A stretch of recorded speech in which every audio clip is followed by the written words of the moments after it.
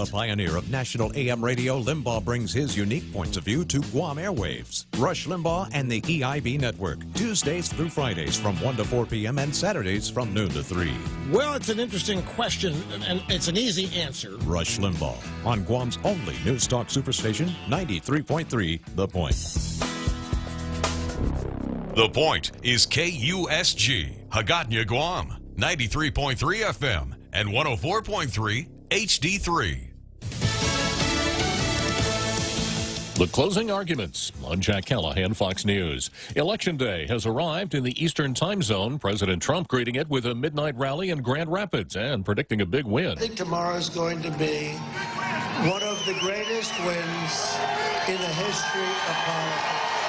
Fox's Matt Finn is in Grand Rapids. This is Kent County on the western side of the state, historically a Republican guarantee, but the president won this county by just a small margin in 2016, so he is back here to re-energize and reconnect with these voters that he's going to be relying on. Democrat contender Joe Biden has completed his campaign with an event in Pittsburgh, Pennsylvania, where he launched his fourth try for the White House. He finished his campaign in that very same place, addressing the middle class who he says was duped by President Trump and his policies that ultimately favored Wall Street. I chose Western Pennsylvania for my first stop as a candidate, and now for my last stop before Election Day, because you represent the backbone of this country. The campaign finale included both members of the ticket, their spouses, and Joe Biden's 5 grandkids for a speech focused on family, American values, and overcoming the challenges facing the country. Fox's Jackie Heinrich. A federal judge has declined to invalidate nearly 127,000 ballots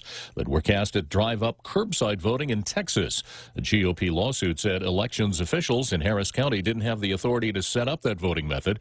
Only state lawmakers did, but the judge threw out the suit, saying the plaintiffs lacked standing. Austria's interior minister is blaming an Islamic State sympathizer for a suspected terror attack in Vienna that left 2 men and a woman dead on Monday. Police shot and killed one attacker. The interior minister says he believes there was more than one. America is listening to Fox News.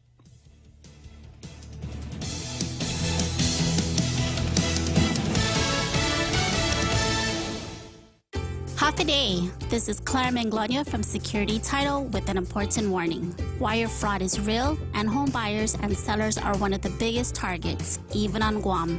When sending money by wire transfer, be sure to confirm the wire instructions by phone, not email. In this case, it's good to be suspicious and know who you're dealing with. Let the professionals at Security Title work with you to minimize loss due to wire fraud. We are here to help. Are you fed up with those long bank lines? Do you wish you had a bank who gave you faster service? Well, by enrolling in Bank Pacific's new mobile app, you don't even need to wait in line. But even if you do want to come down in person, we're more than happy to see your smiling face, as long as you have a mask. Because our service is so good, we don't believe in lines. Because for 66 years, we've been making sure you get the service you deserve. Because where others put branches, we place roots. And we're rooting for you. Member FDIC. Storefronts boarded up in several cities, climb-proof fencing being installed in front of the White House as several cities prepare for possible violence following the election. The Guardian Angels are gearing up as well. Founder Curtis Sliwa says much of the anticipated trouble will come from people just interested in looting for monetary gain. It's going to be a loot out, Gary. You're going to have thugs galore. Next day, they're going to have everything on eBay. They're going to be on Facebook Marketplace. They're going to be on Craigslist. It's all about making money for the thugs. But Sliwa anticipates politically motivated trouble on the streets as well, from people from both the far left and the far right. Gary Baumgarten, Fox News. Also preparing the big social media companies who say they will flag postings that claim election victories in any race before it's called by several news media outlets. And the first returns are in from 2 tiny towns in New Hampshire, where the residents traditionally gather at midnight on Election Day to vote. Joe Biden takes all 5 of the votes cast in Dixville Notch. In Millsfield, President Trump takes 16 votes to Joe Biden's 5. A federal court has struck down a Trump administration immigration rule. An administration rule denying green cards to immigrants on food stamps or other welfare programs is struck down by a federal judge in Chicago. The judge says the rule violates the Administrative Procedure Act and applies nationwide. A lawsuit was filed by immigrant rights advocates and Cook County. It's the latest turn in a complex legal battle over the rule that had taken effect recently after the Supreme Court reversed a hold on the policy. Trump administration officials did not return messages seeking comment on the decision. Tom Rigotti, Fox News. Hurricane Eta is about to make landfall on the Nicaraguan coastline as a Category 4 storm. Forecasters are warning of possible massive flooding. I'm Jack Callahan. This is Fox News.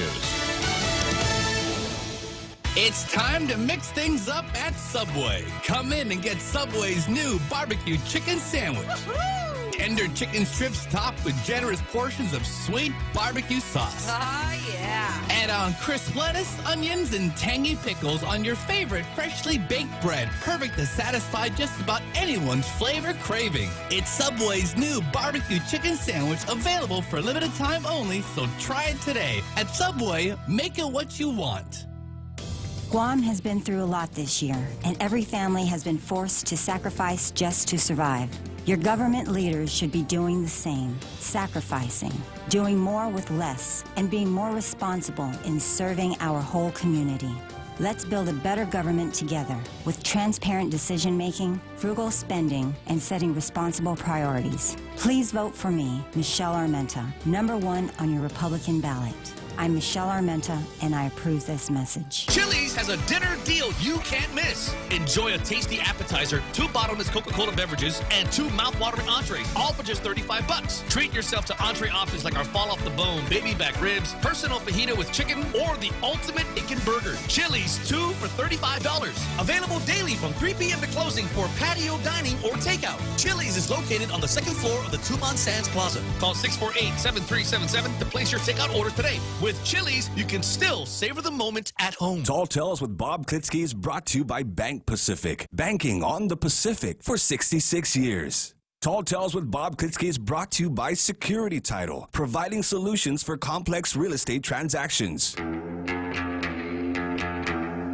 Welcome to Tall Tales with Bob Klitzkie, the only show on talk radio where common sense is a lot more common.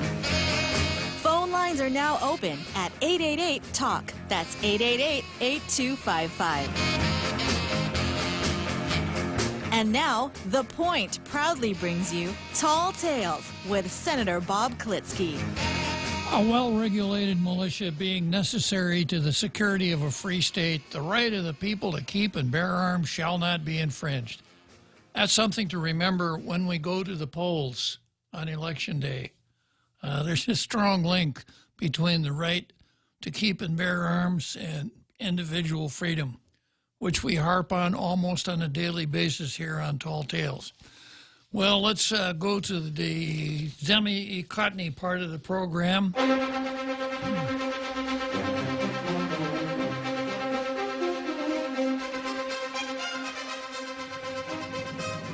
And once again, with respect to local editorials, Jose, it's not what the Daily News did.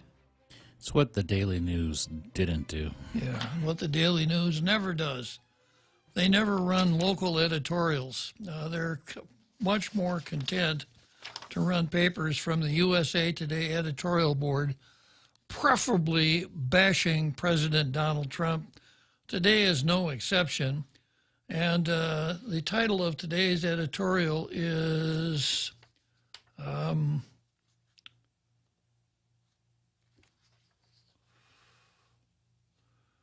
White House is waving a white flag. Yeah. That sounds racist. Yeah, right. Yeah, white flag. I suppose that means white privilege and all kinds of other bad stuff. I'm not even going to go into it. I'll take a chance with the Post today. Post has not been its usual strong self lately with their editorials. Yesterday, I substituted a Lee Weber column for the Post editorial, and Lee Weber achieved the coveted blue star with his column. Here's what the Post has to say today. It was an election campaign like no other. The Wuhan virus pandemic has stripped the uniqueness in personal interactions in a Guam political campaign. We used to get to know politicians through pocket meetings, door-to-door campaigning, visits to funerals, also known as going to the dead, wakes and public appearances at flea market and big birthday bashes.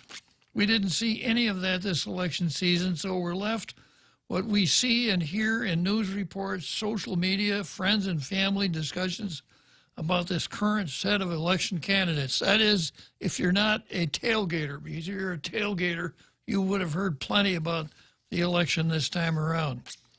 By late tonight or early Wednesday morning, we'll see the presumptive winners emerge. Are we going to see a continuation of our current representative in the U.S. Congress, or are we going to have a new delegate? Are we going to see new faces in the Guam legislature? Faces that will ensure there are checks and balances with the people in charge in the executive branch? Or are we going to see more of the same? Is this addressed strictly to to James Woke Moylan? More of the same? Yikes. Do we want incumbent decision makers in the education board, or do we want to change things up? Are we happy with the justice and who are seeking our nod of approval to stay in a retention vote? Do we need the Consolidated Commission on Utilities to be joined by new decision makers or rejoined by long-timers? In a crowded mayoral races, are we going to see incumbents? This is really interesting, isn't it? It must have been real. You know, I've had to do this myself.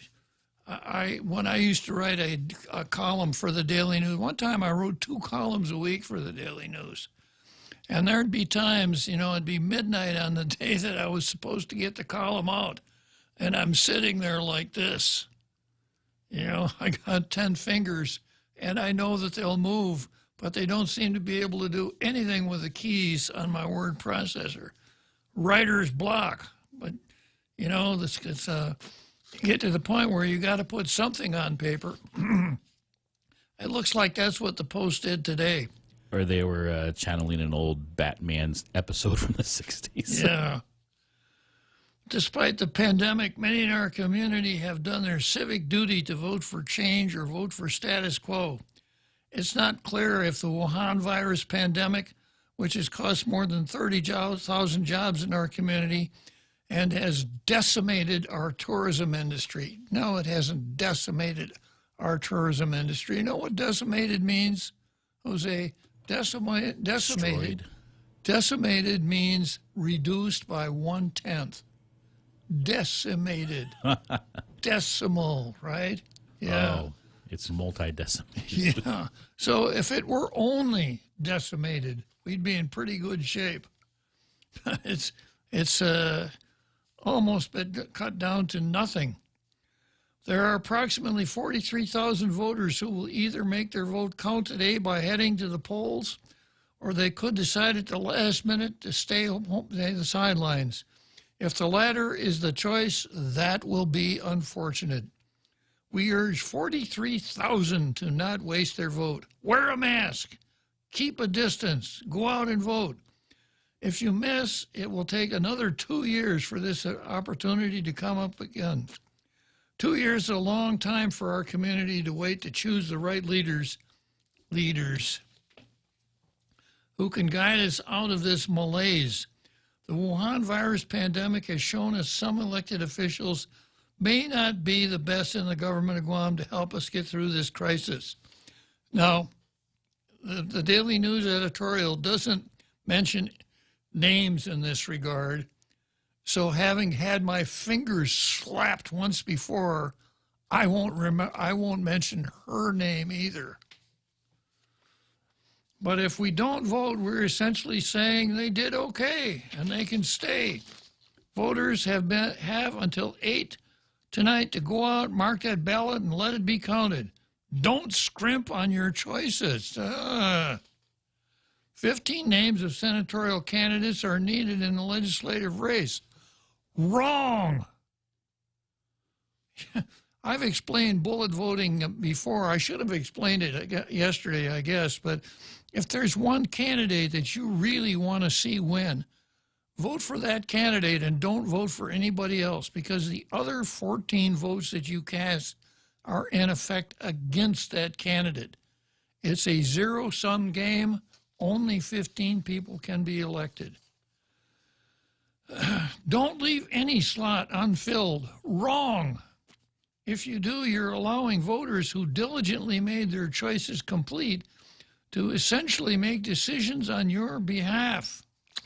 No, bad advice, Guam Daily Post. If you can find 15 people that you want to vote for, or you think would make a good senators, fine.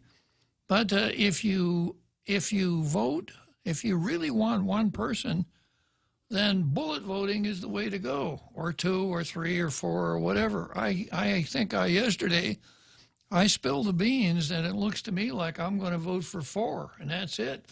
Now, I've got to maintain an aura of impartiality about local politics and national politics also. Yeah. You get a blue star for your red hat. Yeah. But I do have my red hat here, and what does it say on the front of it? Make America Great Again. Yeah. So that, I guess I have kind of tipped my hat to my voting preferences, and I really want to see Donald Trump win. And for all of the tailgaters out there in our international radio listening audience who haven't been to the polls, I want you to think of this.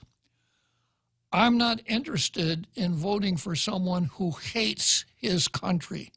I love my country. I love the United States. And the Democrats go out of their way to show you that they don't like the United States, that they hate the United States. And they've got this false narrative that began with 1619, and they pick up all of the Howard Zinn and critical race theory that they can to convince you that the United States started out so fundamentally flawed and has continued down that road so that whatever the problems are can never be fixed. So we have to destroy the current system and come up with a better system. That's basically what the Democrats are saying. Now, I've been around and I've watched a lot of elections. As I've mentioned before, I only got to vote once, 1960. Back in the day, in even those days, I had to be 21 in order to vote.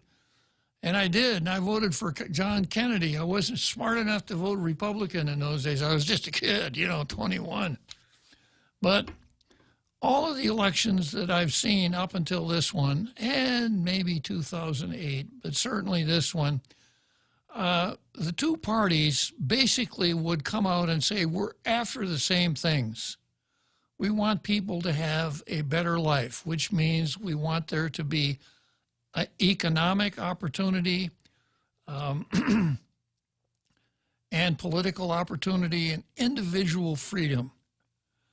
And we have a system that we got started with in 1783. So the system is fine. It's just what we're really jousting over in these elections is who gets to control that system. Democrats say they should, Republicans say they should. Not this time around. The Democrats are saying this system is so rotten that it has to be discarded. So we're not just asking to put us in charge of the system. We're asking the voters to give us the power to change this system. Let's do away with this silly idea of federalism. We need to have everything done by popular vote. We need to get rid of the Electoral College. We need to get rid of this idea of every state, no matter how small, having 2 senators. We've got to have a selection process for the Supreme Court that guarantees that people who put on those black robes see things the way we do, no matter where or what. We don't like the Supreme Court the way it is because sometimes the people on the Supreme Court don't go the way we want. Therefore, we've got to change the Supreme Court So they want to change the whole system. And the part that they don't tell you about, they tell you they don't want to change it, but they want to fix it in such a manner that they'll never, ever lose control again. That's what this election is about. So you folks out there in our international radio listening audience, if you're thinking, well, you know, Trump has really got a crappy personality. So I've pretty much been a Republican, but I can't vote for him. I just don't like him. I'll vote for Biden this time, and then the next time I'll vote for, well, if Biden wins, there ain't going to be no next time because they're going to cook the system. They're going to make D.C. a state. They're going to do away with the Electoral College one way or the other. They're going to try to amend the Constitution to change senatorial representation. And if they can't do that, they'll make D.C. a state. They'll try to pack the Senate with as many Democrats as they can. And, of course, they'll add enough justices to the Supreme Court to make sure that what they can't do in the ballot box, they'll be able to accomplish with the elitist part of the government called the Supreme Court, which they will control because they've packed it. So anybody out there in our international radio listening audience, all you tailgaters, put on your red hats. If you don't have a red hat, it's okay. You can't wear it into the polls anyhow. But go into the polls and vote for Donald Trump and vote for Republicans in the House and Senate.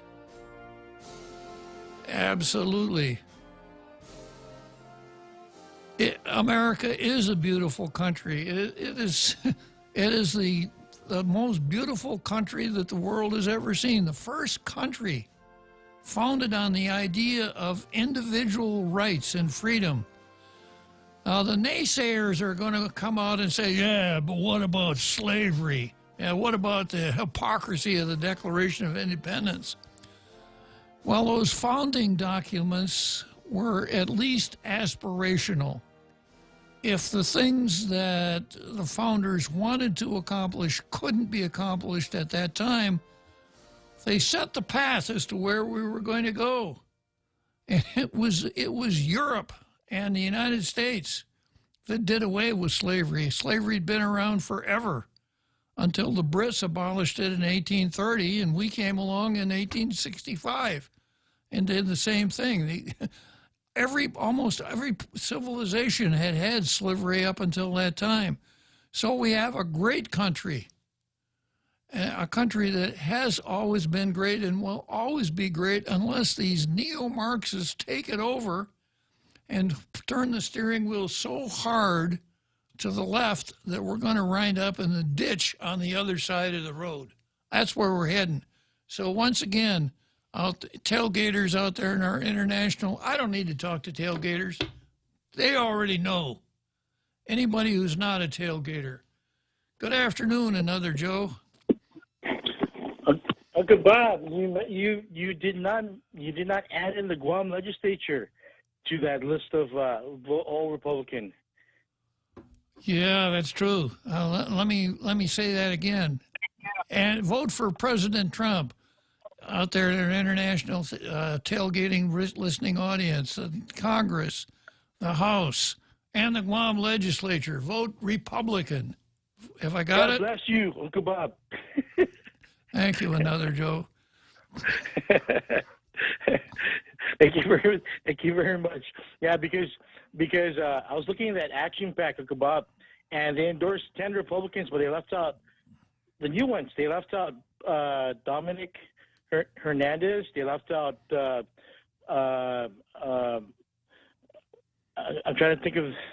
I'm getting a mental block here. And you kind of put your finger on it. They left out Dominic Hernandez, who I never heard of before, since, or after, and then somebody else whose name you can't even remember. And then you're wondering why they didn't get endorsed. They didn't get endorsed because nobody. Go ahead, another Joe. I apologize, but yeah, there are four Republicans that were left out of the action pack list. Don't know what their standard criteria was because they didn't release the information from the surveys of the answers from the candidates. But presumably all of the Republican candidates are pro-life, and so there's some value there. They're all pro-life. So I want to bring. Oh, and there's a write-in. There was a write-in for James Turbio for the legislature. James Turbio. Sorry, I apologize. Turbio. Yeah. James Turbio, and for the MTM mayor, Republican mayor candidate, it would be Arvin J. Cruz. So if you wanted to know how to spell those names, the Republican Party will be the best to get in touch with. Of course, they could tell you the correct spellings. So I just wanted to thank you. That you pretty much did my request and to endorse all Republican votes for the Guam legislature, so that we can have a majority 36 Guam legislature, have a voice, check and balance to the Democrat executive branch, and have a dialogue. And so many smart people on Guam, including yourself, could help to solve our difficulties during this pandemic. So anyway, thanks for your time, Bob, and I'll just keep listening. One correction, another, Joe. I did not endorse the 4 Republican incumbents. I did not endorse them. Okay. Because, fair enough. Frankly, I can't tell the difference by what they've done in the legislature. I can't tell the difference between them and the Democrats. Okay, Bob. But at the very least, they're all claiming to be pro-life, so that's something. But I get what you're saying. All right, Bob, thanks for your time. Appreciate it. Okay, another, Joe. It's always a pleasure talking to you. Don't forget to vote. Okay, so let's see. We've done Zemi Ikotny. We've done the Second Amendment. I've talked to another Joe. I haven't talked to the most dangerous man in the room yet, who's really feeling the pressure now that Sean Connery has passed away. Yeah, Sean Connery, John Wayne, Jimmy Stewart. There aren't very many of them left anymore, just our Carl. Okay, let's go to the card. And this is what I got. I've got HUD versus Topaznia, Josh versus Lucia, GovGuam versus tort victims, CCU versus Clark, Will Kane versus Frank Miller, BLM versus White Coats, and Bavacqua versus USA. But before I launch, was I prophetic or what? So waiting in the green room, we have none other than, probably the Wuhan virus is the only thing that's kept him from jumping on a plane and heading for Tollywood to do the next James Bond movie. Correct, R. Carl? Exactly. Yeah, well, I went and I did my civic duty and I voted, so that was quite something. It was a lot simpler than I thought. I actually went inside the building, and as far as I know, I didn't pick anything up while I was in there, so I think I'm safe. But anyway, it was very quick trip. I didn't have many names to look through, so it was very, very good. I just wanted to add a thought about your comment about loving America, and I've seen before where someone on the left will say, "Well, we love America too," but the difference is they love a utopian vision of the America that could be. There's quite a lot of hatred for America as it is right now, as we're seeing by what's has gone on, and is possibly going to go on again in the streets of some major cities and towns across America. There is that desire to, they go by this name, progressives, and I like to think of that as progressing toward a utopian vision a social justice America, and it's really like a drug or a mind virus. Once people latch onto that, it really does a number on them, and they're willing to go through quite a lot to pursue that beautiful vision of a utopian world. And as our favorite economist economist and social philosopher has pointed out in some of his writing, that the nice thing about utopian visions is they're perfect, they're utopian. Everything works beautifully. Unlike the real world, which has issues, and it's easy to poke holes in it and point fingers at it. Oh, this is wrong, and that's wrong, and oh, this is wrong over here. But utopian vision is absolutely beautiful. It's just a wonderful thing. True enough, Carl. So you did your civic duty. Thank you very much. Congratulations. You might think about cleaning the wires leading into your phone. You got a lot of static on the line there, Carl. Yeah. Wait a minute. Wait a minute. Wait just a second. I know what it is. It's the Russians trying to jam your communications. I had that exact same thought, that the Russians were trying to interfere with the Guam election, and they thought if they could just tap my line, they could mess things up. Well, they don't call you the most dangerous man in the room for nothing, Carl. Exactly. Okay, well, you can get back to your secret mission. Thanks for calling. All right, Bob. Thank you.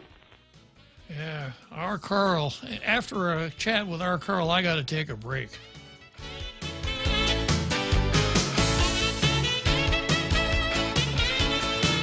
The Extra Point with Jerry Roberts of Guam Training. Hi, I'm Jerry Roberts, and every day on The Ray Gibson Show, I get to comment on the incredibly diverse, fun, challenging, sometimes frustrating, often exciting, but always interesting world of work. I hope you'll be there with us. You can find daily transcripts of The Extra Point at guamtraining.com. Tune in every weekday morning at 7:20 for The Extra Point with Jerry Roberts, brought to you by Guahan Insurance Services and First Hawaiian Bank on 93.3 The Point. Mezcla Chamorro Fusion Bistro in Hagåtña and Mezcla Dos Upper Tumon are now open for takeout and delivery services. For more information, call now at 479-2652 or 3 or Mezcla Dos at 646-6295. Mezcla Chamorro Fusion Bistro brings you island hospitality with the true taste of modern Chamorro cuisine at the comfort of your own home. They take your local favorite dishes and serve them with extra flair you will only find at Mezcla.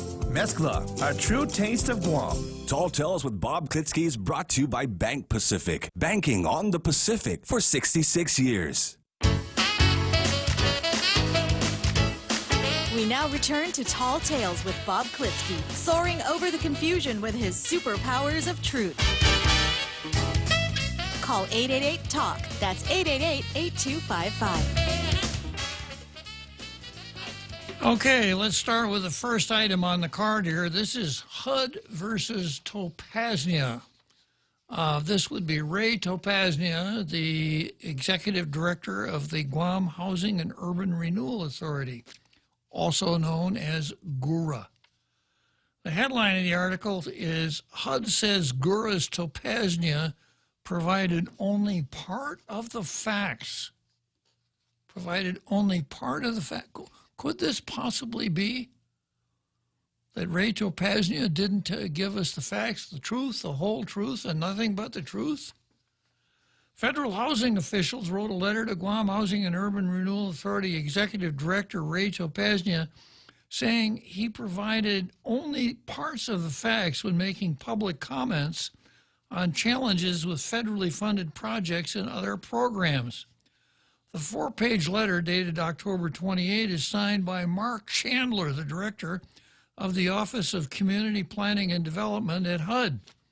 The Guam Daily Post reached out to Topaznia. I guess their phones was broken. The Post telephone, they couldn't call him. And they lost their connection, so they couldn't send him an email. So they reached out to Topaznia, who said he will respond to HUD, though it won't be until after the election. Now, that's interesting because he also says he's got the goods on 2 senators who are going to have to pay some money back to HUD because they broke some of HUD's ethical regulations, but he's not going to spill those beans until after the election. If I didn't know better, I would think that he is trying to help somebody or somebodies through this election process. Apparently he's under the belief that government stops because there's an election. Well, bad news stops. You know, it's kind of like he's trying to do a Joe Biden here, a Joe Biden's laptop. Well, yeah, there are 2 senators here that broke the HUD rules and are going to have to pay some money back. But I'm not going to tell you those names until after the election because I have to cover, because I don't want to interfere with the election. and here he says, Topaznia said he will respond to HUD, though it won't be until, quote, after the election. I didn't want to respond because I don't want to drag a federal oversight authority into local politics. I prefer not to comment on this at this time. It's quite strange that this was leaked to the press. He said that with a straight face. He said it with a straight face, yeah. You know, I understand that on Halloween, Ray Topaznia was not planning on going trick-or-treating because he couldn't find a mask that would fit over his face. His face is so straight that no mask would fit on it. Yeah. Besides, he didn't want to spoil his straight-faced image, right? And then he says it was quite strange that this letter was leaked.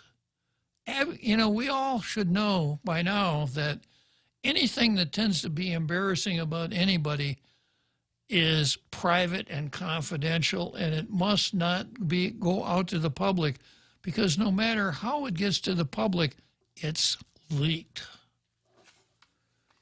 Chandler wrote that Topaznia, when asked about the status of the new Sonatnia fire station, attributed Gura's decision to fund only the architectural and engineering design of the new Sonatnia fire station and withhold funding for construction to a future community developed block grant allocation to a, quote, challenge that Gura faces with HUD. Quote, it is Guam, not HUD, that identifies housing and community developed priority needs and focuses funding from the CDGB program to carry out projects and activities to address Guam's priority needs and specific goals, Chandler said. Chandler also pointed to comments made about Gura committing funds to build a charter school. You stated that Gura faced challenges getting the iLearn Academy charter school project approved by a CDBG Section 108 loan guarantee because Guam's elected officials opined that Gura might be placed in receivership and might have a negative audit report, Chandler wrote. He said Guam missed the September 20 deadline to submit documentation necessary to develop, finalize, and execute financing documents, close the guarantee loan, and advance the funds. Yeah, so once again, another deadline missed. As a result, HUD's commitment to guarantee a $12 million loan was terminated, Chandler wrote, adding Gura's September 21 request to reinstate the loan guarantee is being processed. Topaznia said the only people copied on the letter were the governor, lieutenant governor, and the congressman. Also copied on the letter was Gura board chairman Sabino Flores. I read the letter, and it said I failed to mention certain things. I'm not going to rush a response because of the election. He said, noting media should question how and why the letter was shared since it was addressed to him. Now, this kind of reminds me of, let me see, this is not from PNC, where we had the PNC reporter who reported on Luis Munoz application for unemployment insurance, which is pretty scandalous for somebody making $55,000 a year. But the reporter, what was her name? Oh boy, it'll come to me in just a second. Yeah, I can't recall. Yeah. The reporter said, but a better question is how this became public. This is not a better question. And this is not a better question. When it goes to a public official, it is no longer private, Rachel Pasnia. Even if it came to you, it's no longer private. This is government business. I read the letter, and it said I failed to mention certain things. I'm not going to rush a response because of the election, noting media should question how and why the letter was shared, since it was addressed to him. Congressman Mike San Nicolas sent out a press release with the letter attached. Whoa, there we go. Mike San Nicolas leaked it by sending out he's so clever, that Mike. You know, he leaked it in such a manner that he's got plausible deniability. No one would know who was responsible for the leak. And of course, Topaznia says the media should question why the letter was shared.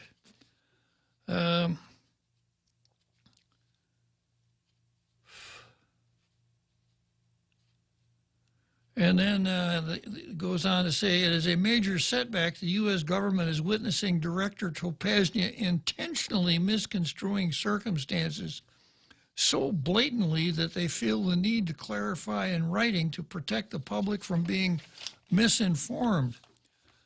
This not only calls into question the validity of what is being said in the entirety by the director, which of course we've been doing for quite some time, we being Tall Tales and the public auditor, who was very complimentary of Director Topaznia, saying that he is able to lie with a straight face. It also undermines the professionalism, trust, and goodwill critical to the people of Guam's relationship with the federal government, San Nicolas said. He also noted that Public Auditor B.J. Cruz has admonished Topaznia when Topaznia pushed his own pay raises through against the explicit advice of the OPA. And we'll get to that a little later when I talk a little bit about the governor's veto of Bill 151. In response to Topaznia's comments about leaking the letter, the congressman responded, "We didn't leak anything. We sent it to the media because HUD expressed in the letter concern that the public is being misinformed, and we wanted to make sure the public is informed." Responded San Nicolas. He should not have withheld that letter and should have informed the public himself. This isn't a leak. This is transparency. So it goes with Ramon Pinocchio Topaznia. Yeah. It's hard to keep a straight face when you got that nose sticking out in front of you about 12 inches, you know. All right, next item on the card. This is Josh versus Lacia. Or no, is it Lacia or Lacia? I guess it's Lacia. Lacia, yeah. Lieutenant Governor Josh Tenorio starts nonprofit for LGBTQ community. Now let me just stop here and translate what those initials mean. L stands for lesbian. Gay stands for, or G stands for gay, which I interpret to mean homosexual. Now, I don't know if it's a male homosexual or all homosexuals. I'm just not up to speed on that at all. I am a little bit ticked, though, because they took a good word, gay, and like so many other things, they're changing the way we think by changing the meaning of words. If you study your American history, you'll find out that the period from 1890 through the turn of the century was referred to as the gay century? The gay 90s. The gay 90s. The gay 90s. And that fact is often celebrated in things like musical comedies and things like that. Gay means upbeat and happy, right? I had a couple of friends in my younger days, Gay Ward and Gay Hans. Nice guys. I suspect, I don't know, I hope they're still alive. I know they both moved on, got married, had families, were pretty successful in life. But I can only imagine how they must have felt when their first names, Gay, was hijacked. When you deck the halls, you don your gay apparel. Yeah, that's right. Yeah, deck the halls with don we now our gay apparel, right? Which I don't know if that means men put on dresses and. I wouldn't know. So that's what the G stands for. The B stands for bi, meaning bisexual. Yeah, that means a person who can have an attraction for. Well, it used to. I don't know. I'm way behind on this. It used to mean bi means two, right? Mm-hmm. So it used to mean a person who has attraction for either of the two sexes. I don't know what it means now. See, we can go into this, and I know we'll probably get lots of phone calls. I'll probably get messages, but I think that's covered with the L and the G. Well, yeah, but maybe the B should come out because they're no longer, according to this outfit, there are no longer only two. In fact, it's insulting to say that there are only two sexes. So it's M, multi. Yeah, that it's a binary world. And the T stands for transgender, right? And then the Q stands for queer, which is a word that at one time we were supposed to purge from our language because it was thought to be insulting to homosexuals. Alice in Wonderland. But now it is legitimate again to use the word Q. So Lieutenant Governor Josh Tenorio, who, by the way, is the first openly homosexual governor in the United States. Lieutenant Governor.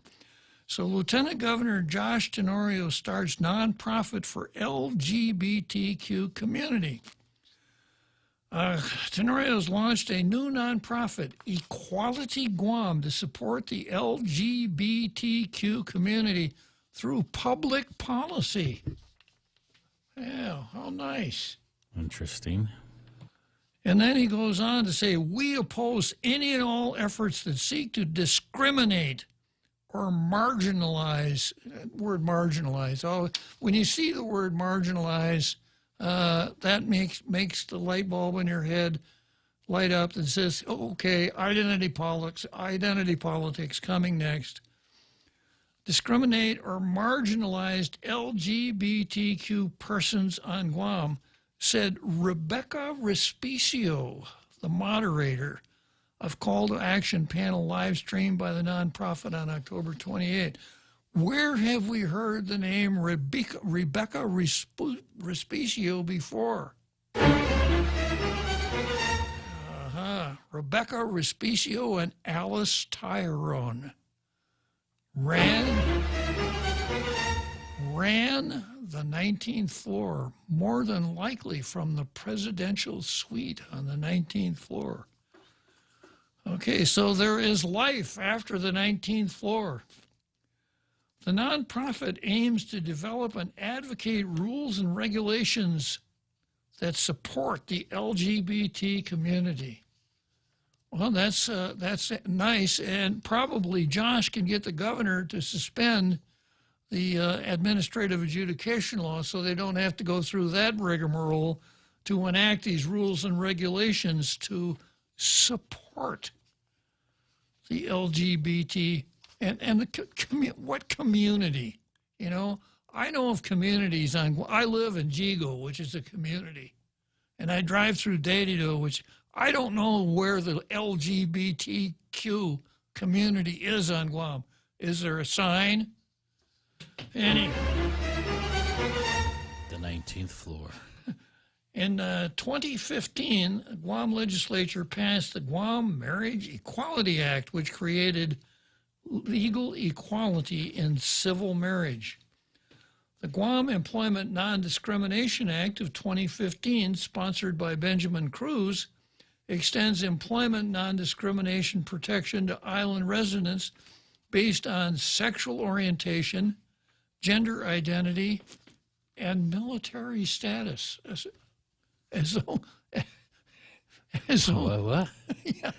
there are three items in the same category, right? Yeah. Wow. We are coming upon some really unknown times in the future with what's happening in the states and in the Supreme Court. I'm hoping you and all of us together will continue to support our rights that was hard fought for the last 20 or 30 years, Cruz said. So what we have here then, we've got three people identified with this group called Equality Guam, which is put in place to enact rules and regulations. Nice to have the lieutenant governor on board there to support the LGBTQ community. So it's Josh, I guess is the founder, and Rebecca Respicio was the moderator. BJ Cruz, I suppose, is the elder statesman. So we have that group. Now, on October the 26th, there was an article in, let's see, which paper was it? I think it was, yeah, the Post. Let me take a short break here, and I'll come back in just a minute. As the island takes a stand against the coronavirus, so do the professionals at Horizon Properties. As a property owner and with the current health scare the island is facing, the last thing you should worry about is collecting rental payments or sending out a repairman to your property. Let Horizon Properties take care of that for you as you remain safe at home. Call Horizon Properties at 646-7616 or 777-7792. You can also visit them at www.horizonproperties.com. Horizon Properties, always there for you. Did you know your smartphone is one of the most powerful tools in our fight against COVID-19? That's why we're bringing you the Guam COVID Alert Exposure Notification app. Developed by Google, Apple, and the PathCheck Foundation, the app works by letting you know if you've been exposed to someone who's positive. It's completely voluntary, and more importantly, it's anonymous. Add your phone to the COVID fight. Go to guamcovidalert.guam.gov or download it from the App Store or Google Play now. Help Guam stop COVID-19. Tall Tales with Bob Klitzkie is brought to you by Mezcla. Mezcla Chamorro Fusion Bistro and Mezcla Dos are open for takeout and delivery services. More details, call the Hagåtña location at 479-2652 or Mezcla Dos Upper Tumon at 646-6295. Get your Mezcla fix at the comfort of your home.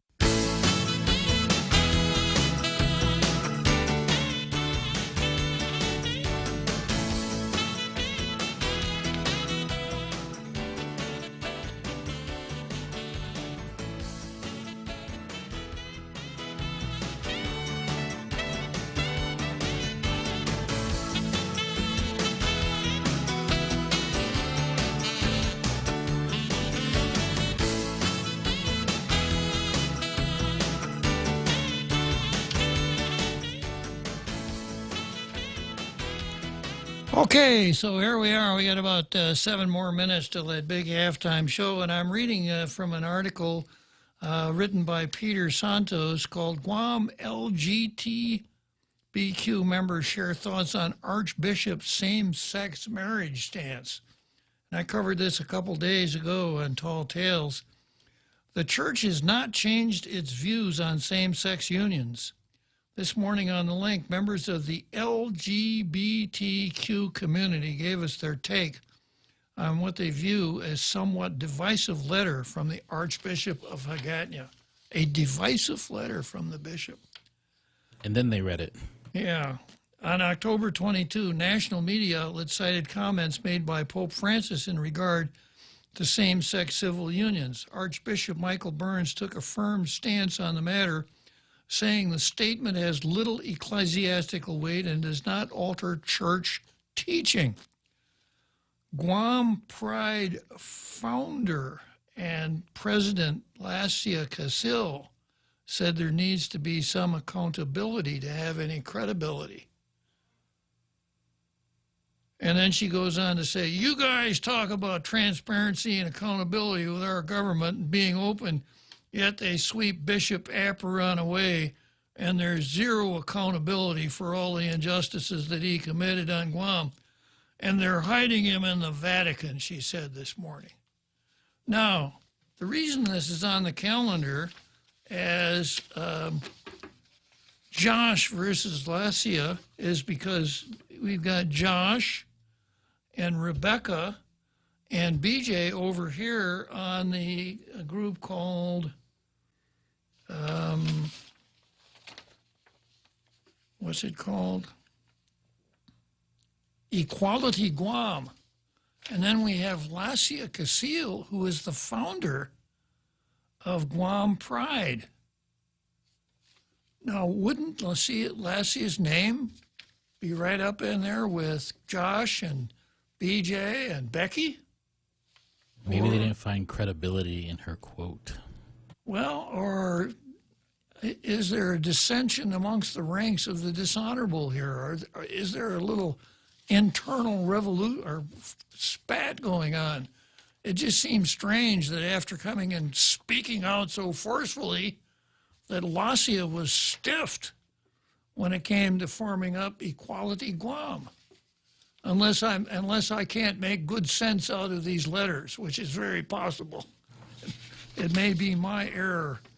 Well, there's one thing that I always speak to about groups, identity politics groups, is that there's a fallacy to think that they're all single-minded and think exactly the same way. And that's exactly why identity politics is not a good way to determine public policy, to pander to identity politics groups. So I've got something here that I want to read into the record. It's titled "A Nice Flat in the Vatican for the Fleeing Aparon." And it starts out with that same quote, you guys talk about transparency, etc. And then it goes on to say, while Casil is grossly informed if Casil thinks Archbishop Burns has anything to do with Aparon being swept away and hiding in the Vatican, Casil may be right that someone or someones are hiding Aparon in the Vatican. As demonstrated here, someone in the Vatican is certainly keeping an eye on Jungle Watch.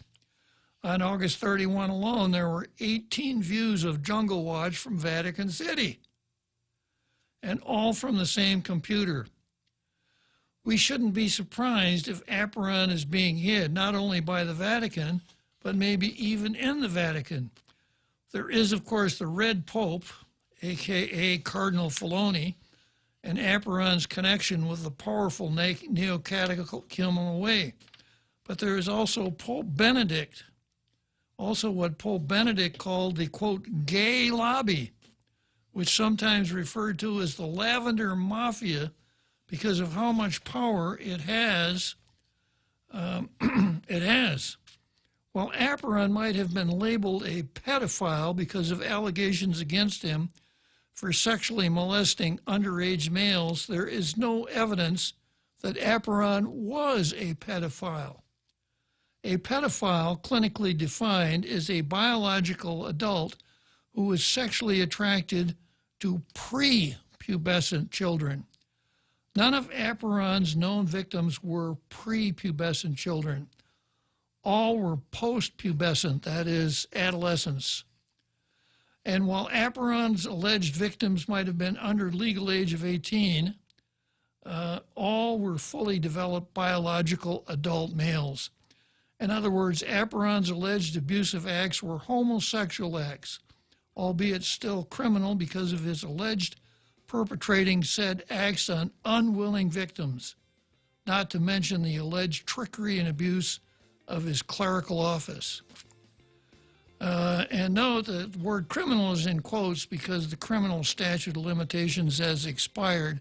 I got a break for the big halftime show, but we'll come back here to Josh versus Lacia.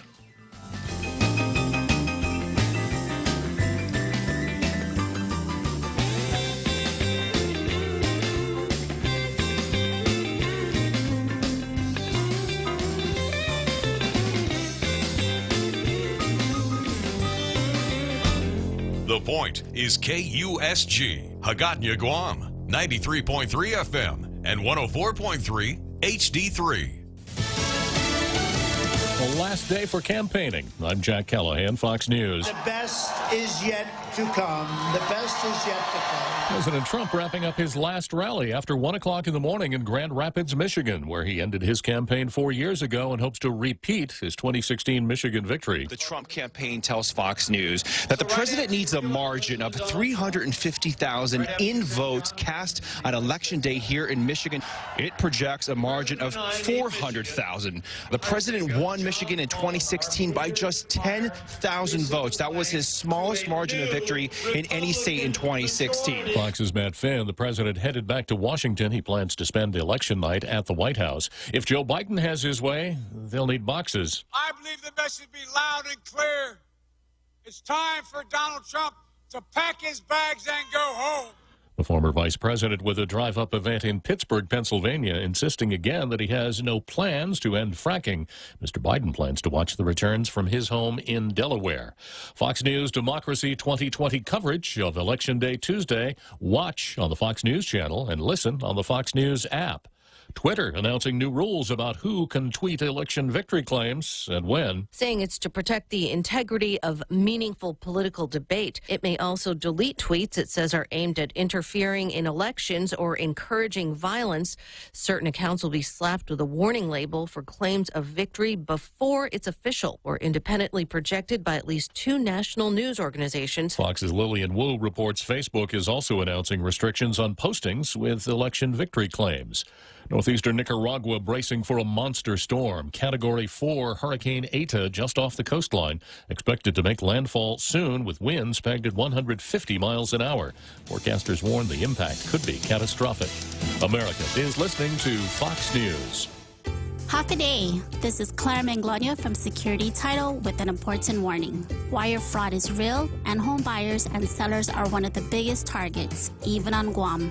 When sending money by wire transfer, be sure to confirm the wire instructions by phone, not email. In this case, it's good to be suspicious and know who you're dealing with. Let the professionals at Security Title work with you to minimize loss due to wire fraud. We are here to help. 5, 4, 3, 2, 1, launch! That's just what we did with our new state-of-the-art mobile banking app as we celebrate 66 years of serving our island communities. It's loaded with a ton of new user-friendly features, including remote deposit capture. It's another way of saying you don't have to come to the bank to go to the bank. And if you want to come to the bank, we're happy to see your smiling face as long as you're wearing a mask. And we don't have long lines. Bank Pacific Rosebud branches, we place roots, and we're rooting for you. Member FDIC. Austria's foreign minister says Monday's suspected terror attack was the work of Islamic State sympathizers. The search continues for several people who investigators believe are involved. Authorities say 3 people have died, including 2 innocent people and 1 suspect, in what's being described as a repulsive terror attack. Witnesses describe a scene of chaos, gunfire, and horror. Police in Austria believe several different gunmen targeted 6 locations and started simply walking through the streets and shooting people at random. This all happening while many people were out enjoying a final night out before a coronavirus lockdown. Police swarmed the capital city as choppers flew overhead. Shortly after those shots were fired, officers did manage to kill 1 of the suspected shooters, but others involved are still on the loose. Fox's Jeff Paul, according to a source close to the royal family, Britain's Prince William contracted the coronavirus back in April. The Sun newspaper says his diagnosis was kept a secret because he did not want to alarm the country. His wife, Kate, and their children did not contract the illness, but William's father, Prince Charles, had COVID-19 about the same time. Distracted driving may be to blame for a fatal crash involving one state's attorney general. South Dakota's Department of Public Safety did not give an explanation. They just said Attorney General Jason Ravensborg was distracted when he hit and killed Joseph Bover.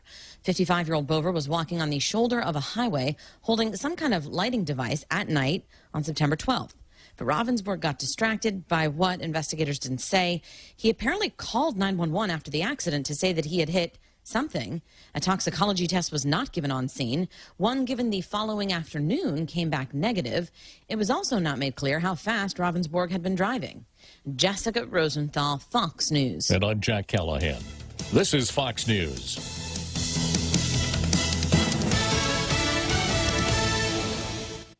It's time to mix things up at Subway. Come in and get Subway's new barbecue chicken sandwich. Tender chicken strips topped with generous portions of sweet barbecue sauce. Oh, yeah. Add on crisp lettuce, onions, and tangy pickles on your favorite freshly baked bread. Perfect to satisfy just about anyone's flavor craving. It's Subway's new barbecue chicken sandwich, available for limited time only, so try it today. At Subway, make it what you want. Guam has been through a lot this year, and every family has been forced to sacrifice just to survive. Your government leaders should be doing the same, sacrificing, doing more with less, and being more responsible in serving our whole community. Let's build a better government together with transparent decision-making, frugal spending, and setting responsible priorities. Please vote for me, Michelle Armenta, #1 on your Republican ballot. I'm Michelle Armenta, and I approve this message. Tall Tales with Bob Klitzkie is brought to you by Bank Pacific. Banking on the Pacific for 66 years.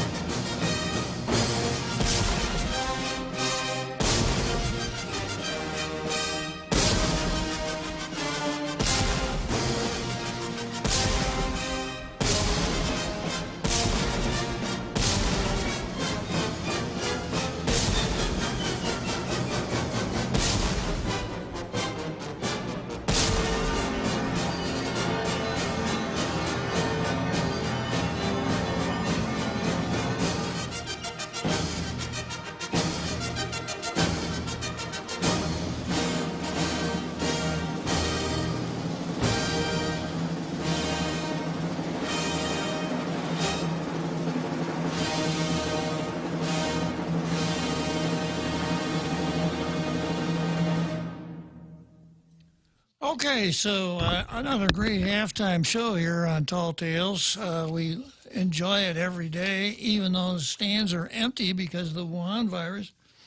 So before the break, I was working on an item on the card called Josh versus Lucia. And the tension here seems to be that Josh Tenorio, our lieutenant governor, has started a nonprofit for the LGBTQ community. And this article talks about this nonprofit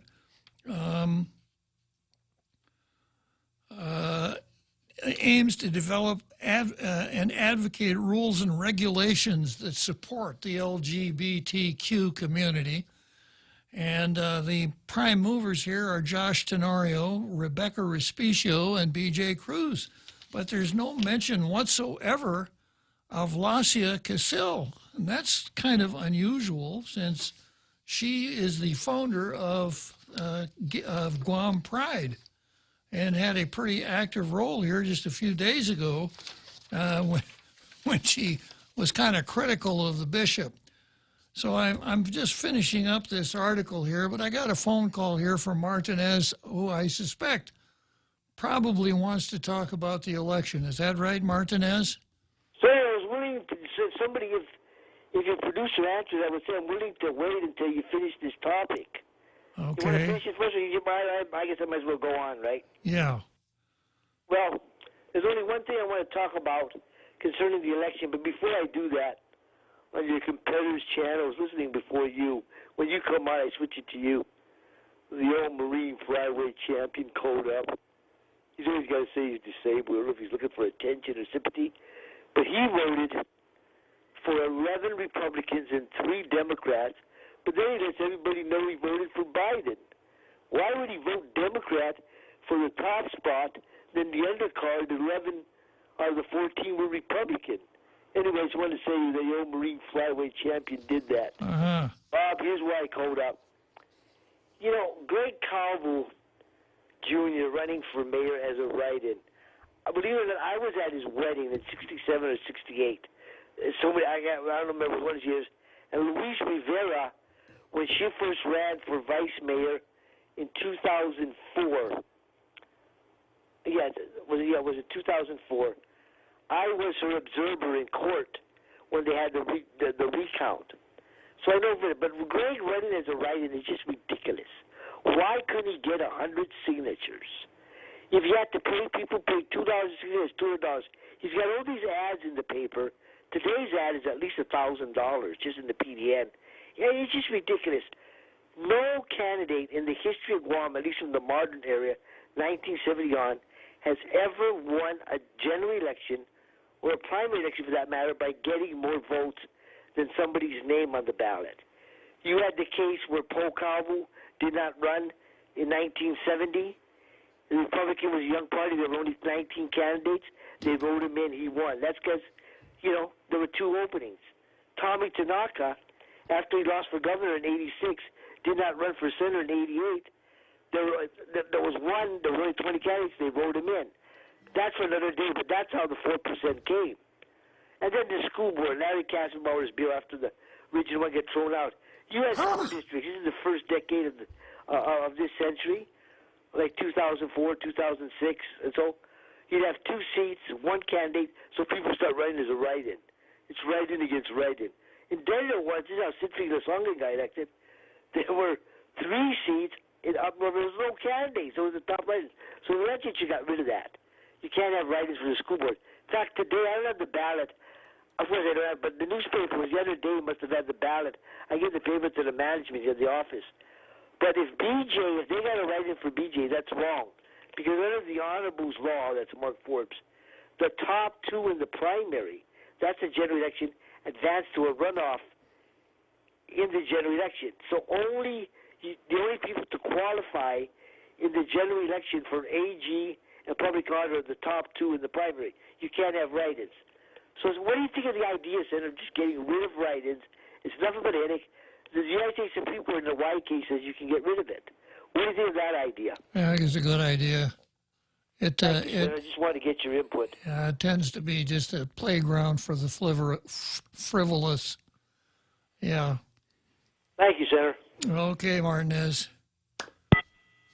Okay, so Martinez, our local savant on election matters, remarkable ability to recall even the smallest details of past elections. Your district or precinct is Jigo, yes? Yeah.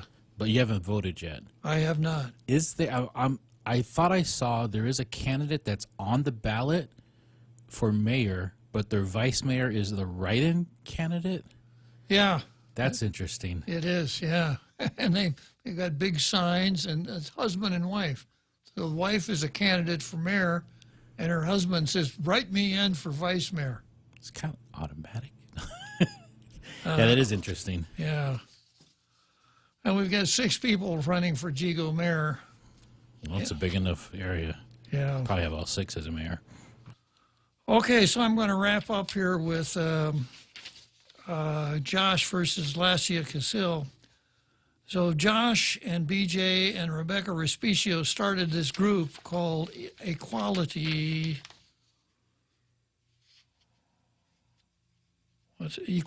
Guam, and their idea is that they want to develop and advocate rules and regulations that support the LGBTQ community. What kind of rules would that be?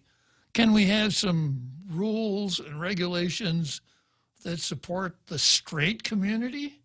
No, that would be bigotry, wouldn't it? Yeah. Okay, and then I was wrapping up here. I touched on the article on Monday, October 26, where the LGBTQ members share thoughts on the Archbishop's same-sex marriage, where Lacia Casil was quite critical of the bishop and said that the church is guilty of these injustices and hiding Aperon in the Vatican. And then Tim Rohrer, who is the proprietor of Jungle Watch, came back with a column on Jungle Watch on October 31. Jungle Watch, by the way, is located at Jungle Watch, one word, junglewatch.info. If you haven't been there before, good place to go. Very interesting, very topical, always on point. And Tim points out that maybe, given what Bishop or what former Pope Benedict said, there is a lavender mafia in the Vatican. That there's a very powerful LGBTQ. Well, actually, it's not all of those things. It's just the Q part of it, right? Operating in the Vatican. And he points out that Aperon, all of Aperon's victims were post-pubescent boys, tying into homosexuality. And then he wraps it up by saying, so it makes sense that the Vatican, now so widely known to be in control of several pink prelates, would have a nice flat for the fleeing Aperon. So maybe Lacia is more correct than what she thought. But this is going to be something to watch. The Equality Guam with Lieutenant Governor Josh Tenorio on board versus Lacia Casil, who is the founding member of Guam Pride. Now, is Lacia Casil also an appointee to a government she is. committee or institution? She is. So this is an interesting internal struggle as well. Is it? Or it sure appears to be, doesn't it? Yeah. It sure appears to be. Okay. Next item, let's see, one of our posters says, why is this such a big issue here? So if they want to use the women's bathroom one day and the man's the next, that's confusing for us. All right. Governor, this is governor versus tort victims. And I explained yesterday the word tort. Actually, I think it comes from a Latin word for twist. And a tort is a civil wrong.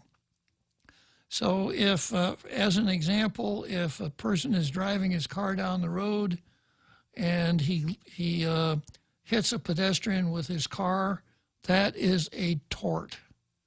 And the pedestrian would have grounds to sue the driver of the car on the basis of tort.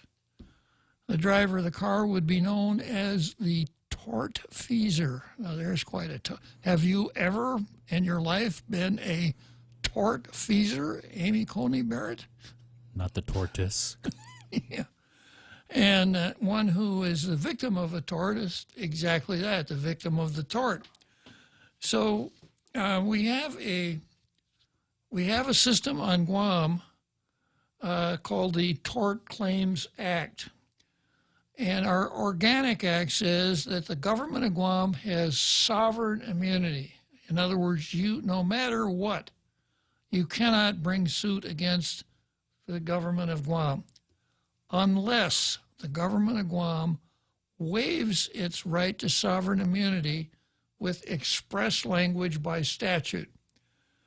So we have a statutory scheme that creates something called the Claims Act.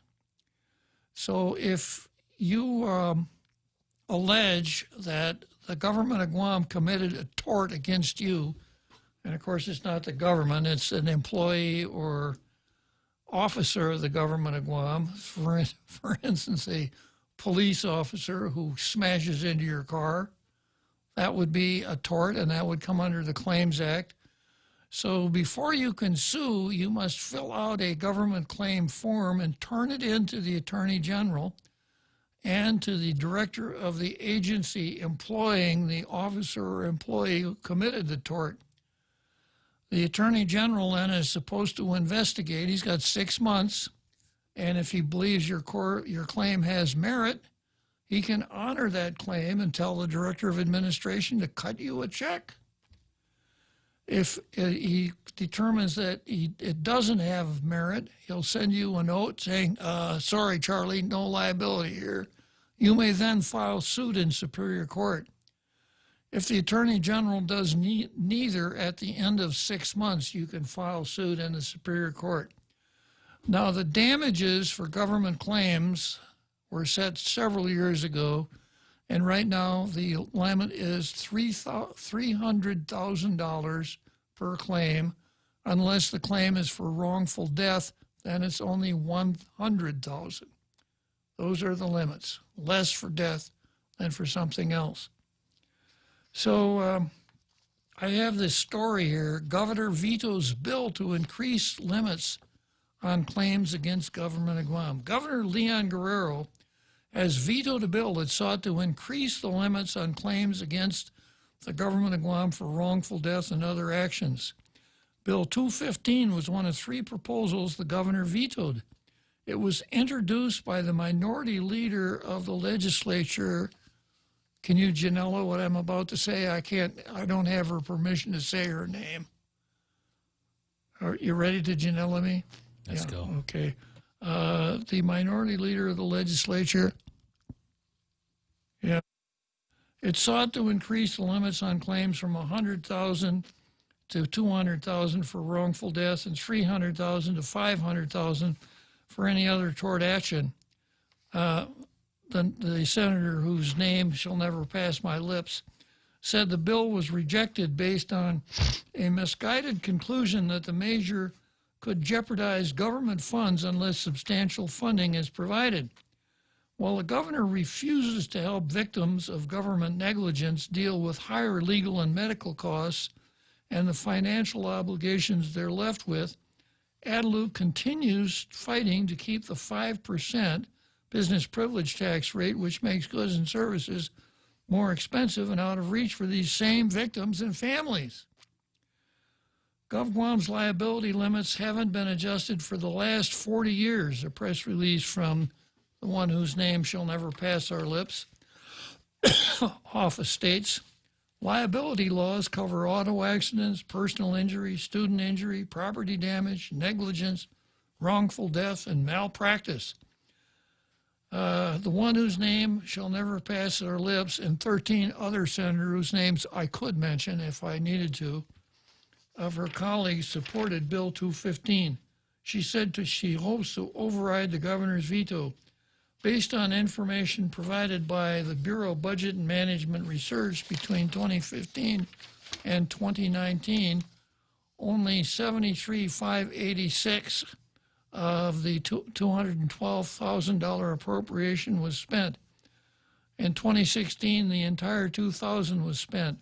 2017, 65%. 2018, 83%. 2019, 41% of the $250,000 was spent.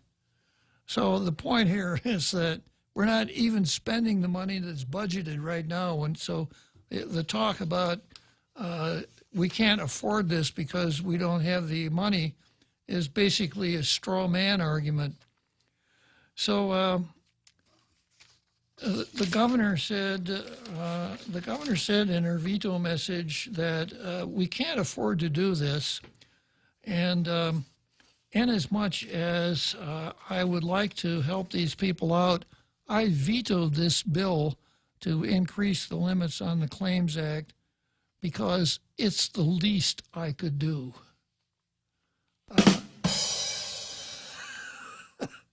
Now... Oh, she said that with a straight face. She said it with a straight face, yeah. Yeah. So this is really ironic. She can crank out 10 grand for every unfortunate survivor of a Wuhan virus decedent. But when it comes to something like this, it really makes sense and comes under the heading of the J word, justice. Then she's got to be super Moschino. Now, why would that be? Let me see if I could just speculate as to the reasons. With the $10,000 gratuitous payment to survivors, I can imagine some really nice quotes during the next election season. Governor Lou is so kind-hearted. We were so grateful when she gave us $10,000.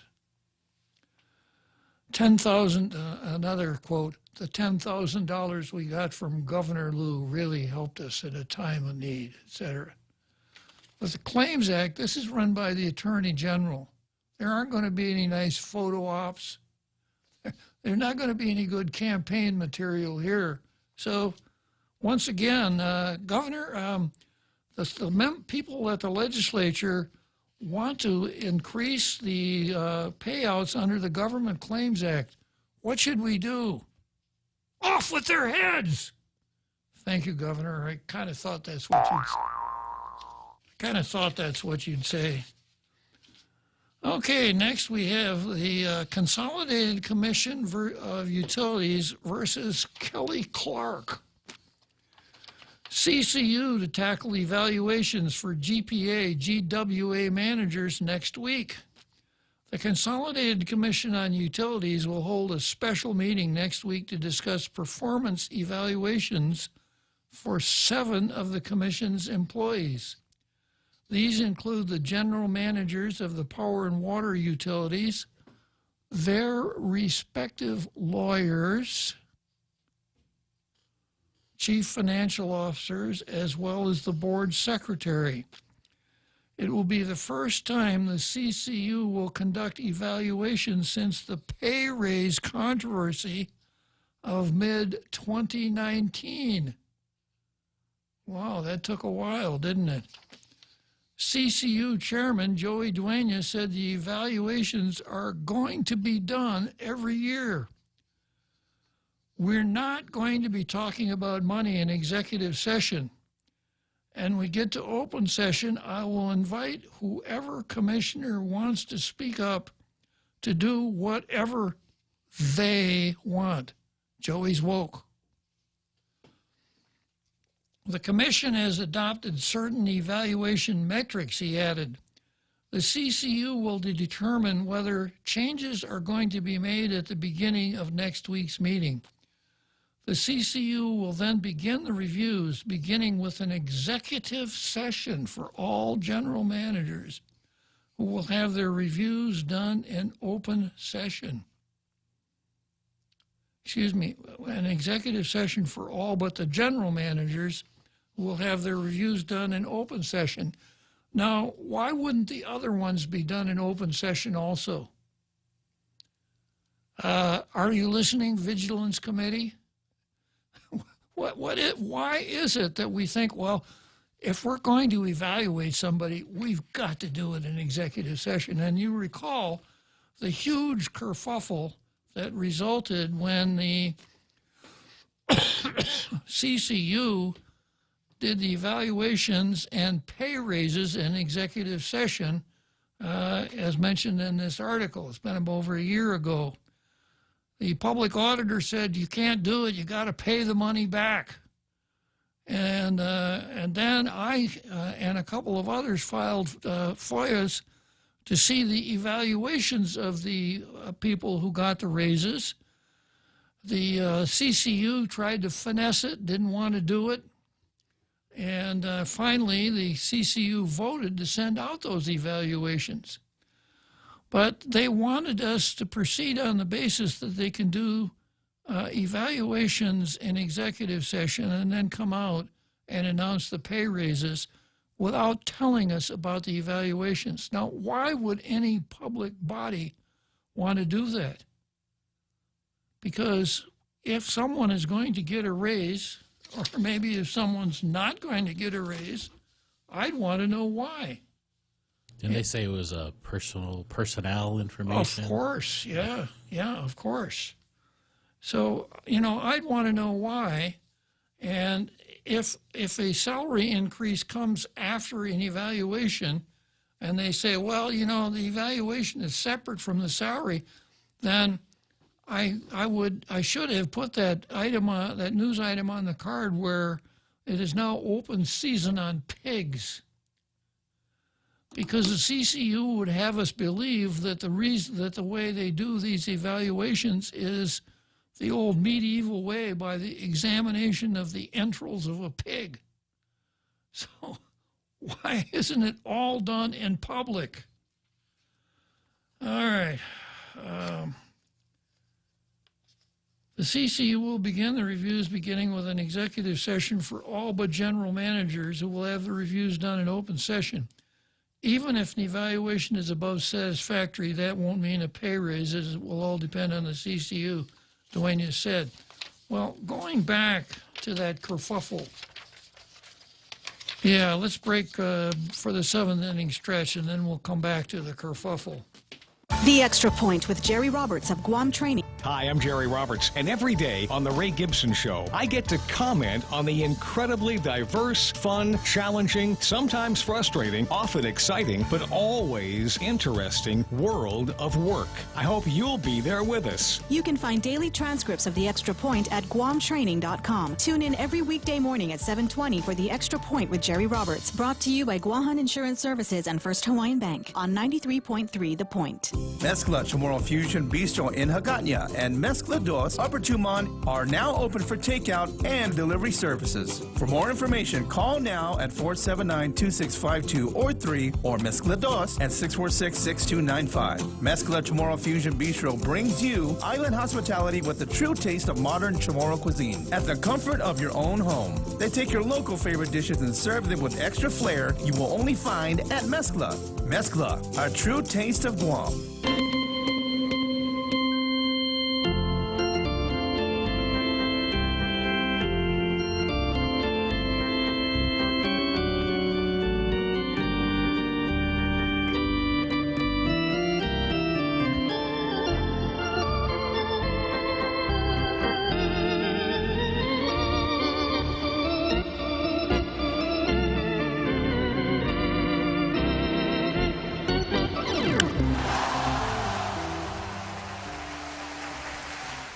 Okay, seventh inning stretch, Wrigley Field in Chicago, and from there we come straight back to the CCU. And I have in front of me here something that I copied out of a blog called From Bob, frombob.blogspot.com. Yeah, an interesting place to go. You see all of the scribbling that I do once I download the nasty letter software in my word processor. And the title of this one is the Kelly Clark email. And it says, this text of the email I received from Kelly Clark, Esquire, General Counsel for the Guam Waterworks Authority, is set out below. It's probably safe to say that Clark is at least an occasional member of the Tall Tales International radio listening audience. Here's an excerpt from Clark's addition to the Post article here. Quote, no one in the media is talking about that. $260 million of infrastructure work to benefit the island isn't news, but whether or not I'm going to sue a radio host is. Pathetic priorities, in my opinion, said Clark. Clark is in a good position to expound about pathetic priorities. And then here's the letter that he sent to me during that time of that kerfuffle, when I wanted to see the evaluations of Clark and the other lawyer, the lawyer for GPA. And finally, the commission agreed that they would make those evaluations public, and I was sent a copy of it pursuant to my Sunshine Law request. And then I got this letter from Kelly Clark. Mr. Klitzkie, it is my understanding you are now in receipt of my personal employee evaluation created by my employer, GWA, for the CCU meeting you incessantly rant about on your radio show, and in other public places.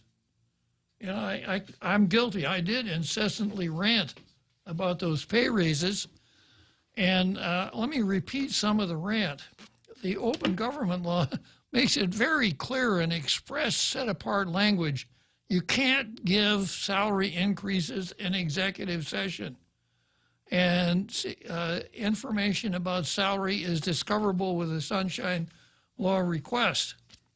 Now, the salary increases that were provided in executive session included raises for the two lawyers, and Kelly Clark and the other lawyer got salary increases during this illegal salary increase board meeting.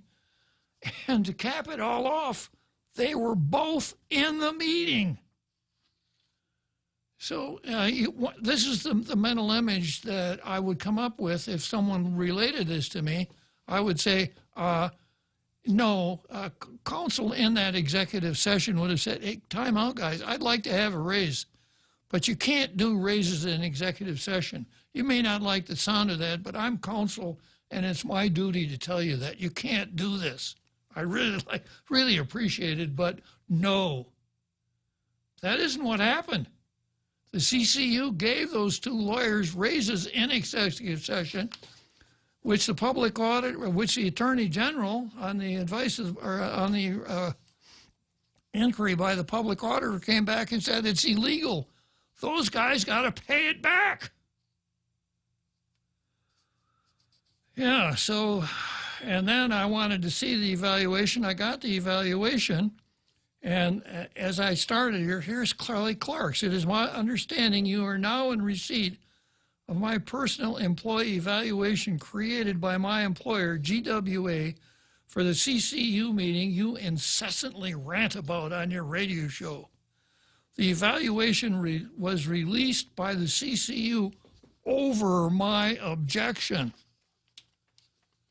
He's counsel working for the CCU, but it was over his objection. Now, when he says my objection, he's not talking about the objection that he didn't make during the executive session. He didn't object to anything then. And against the advice of conflict counsel, although I have not seen that information, your republication of any part of what I consider my private information is an egregious offense to me. Okay, now this is a public document released by the CCU. And he's telling me if I speak in public or otherwise release any information, I will sue you. I wonder if he and Tello Taitigui ever collaborate on these kinds of issues. Pretty soon you'd have nobody to talk about. Absolutely. Or mention. Without permission. Without permission. Yeah. After having been put on notice of the facts of this matter, you proceed, as you have with several of the other employees of GWA and GPA, it will be action on your part that is clearly malicious and intended only to boost the dismal ratings of your blood sport inspired radio show. I see a career as a writer. Yeah. Kelly Clark, counsel for the waterworks. Now, his evaluation is one of those that's coming up here. So what kind of evaluation should a lawyer who doubles as the PR person for the CCU, for the waterworks, what kind of an evaluation should he get? Writes nasty letters to ratepayers. Excellent, right? Does not provide key information during board meetings about illegality of salary increases. Evaluation, excellent. I mean,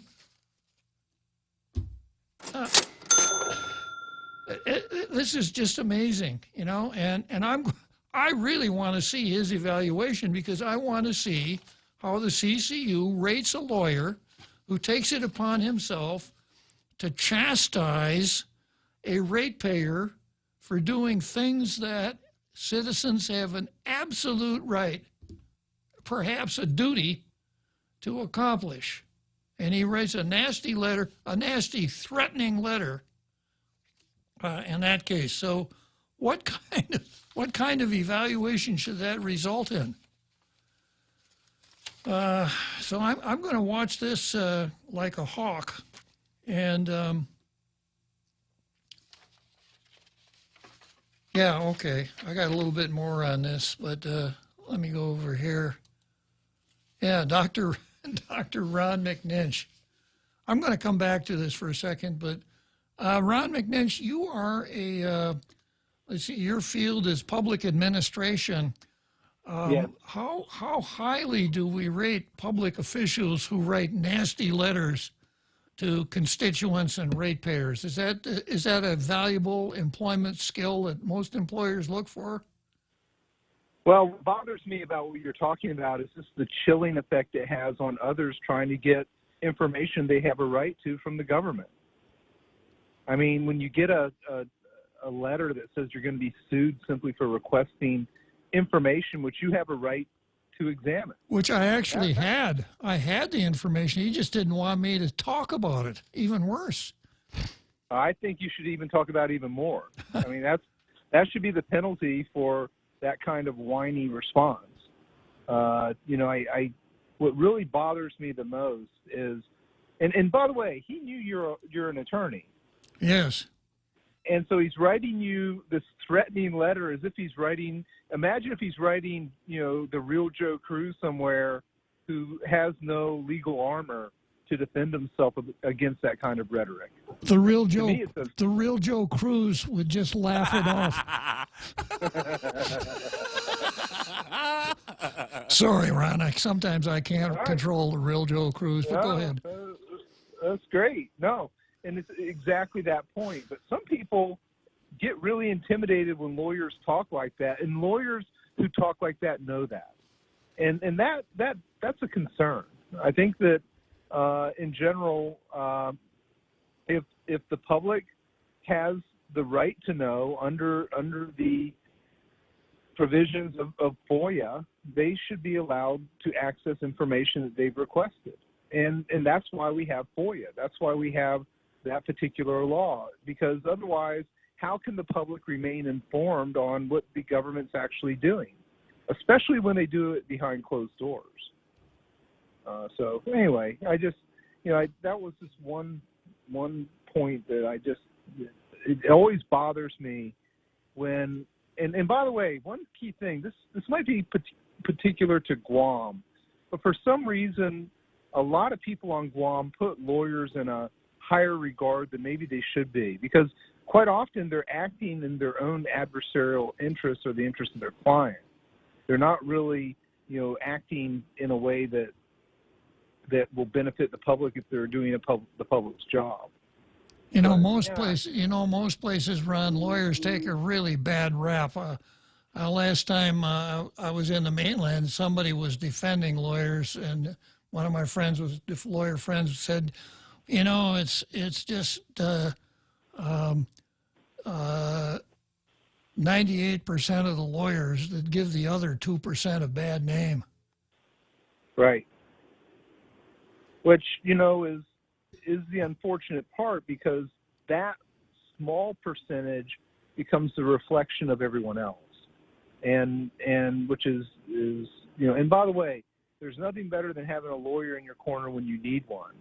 But I think when they're writing in their own self-interest using the color of their office, I think they should have better common sense than that. So go ahead. Go ahead, I'm sorry. Especially when they're threatening people. That's the other thing. So you agree with me then that this should definitely be part of Clark's evaluation when the CCU gets around to evaluating his performance, right?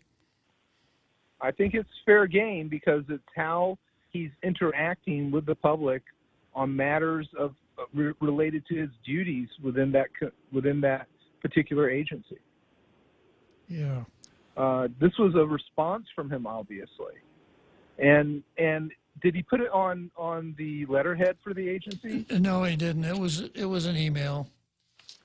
And it Does he put in the footer of the email his affiliation with the agency? No, he doesn't. He was smart enough not to do that. But it kind of doesn't matter because it is a matter. It said my employer, the GWA, for the CCU meeting, et cetera. So it's clear that what he's talking about is CCU business. CCU business, it affects him, but CCU business nonetheless. So he's criticizing and threatening me concerning my interaction with the CCU about documentation that they gave me that he doesn't want me to talk about. He wants a gag rule, and if I don't insert the gag, he's going to sue. Wow, that's just simply unfortunate. And I hate it when public officials act this way, particularly when they're supposed to have the training not to act this way.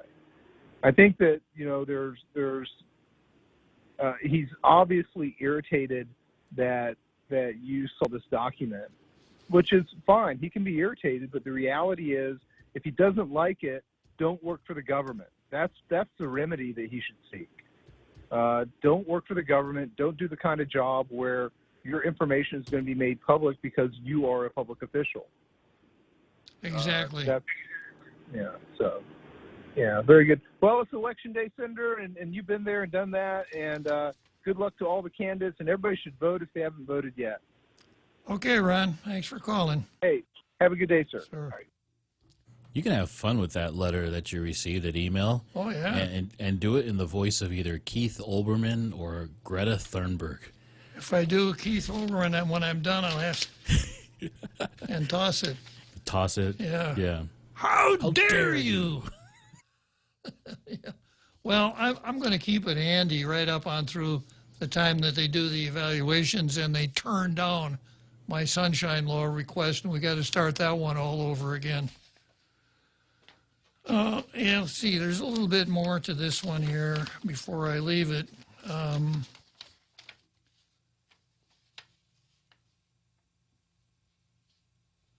Let's see. Following media reports, the Office of the Attorney General determined that pay adjustments were void and had to be paid back because the CCU violated the open government law by discussing the adjustments in a closed-door session. This led to several CCU meetings in which the Commission discussed the pay issue and policy changes, but the controversy led to the Office of Public Ability looking into pay raises at the utilities and the AG ultimately filing a civil case against commissioners who took part in the 2018 closed-door meeting. People had a right to, quote, come after the CCU because the Commission violated procedures, Dueñas said. Even Dueñas said that. Yeah. The CCU has since been reviewing open government requirements since the controversy and now know what the law is. No thanks to counsel, I might add, right? Only now. Yeah. The controversy also led to the introduction of Bill 151-25, actually 35, which led to an additional oversight pay raises for employees appointed by commissions and boards. The bill passed the legislature in October, but was vetoed by the governor. In our veto letter, Governor Leon Guerrero states that the bill creates a, quote, cumbersome and untenable circumstance for autonomous agencies where earned raises are withheld for a time during which the employee may be taking on additional duties. Weak, Governor, weak. The result would delay or inhibit, this one now, get your laugh track ready here, or poke the real Joe Cruz. The result would delay or inhibit an agency's operations and undermine its ability to incentivize workers. Now remember, this is the bill that said Border Commission gives a raise, it lays before the legislature for 90 days, then becomes effective. And then the governor goes on to say, importantly, this bill will also affect our ability to affect downward pay adjustments.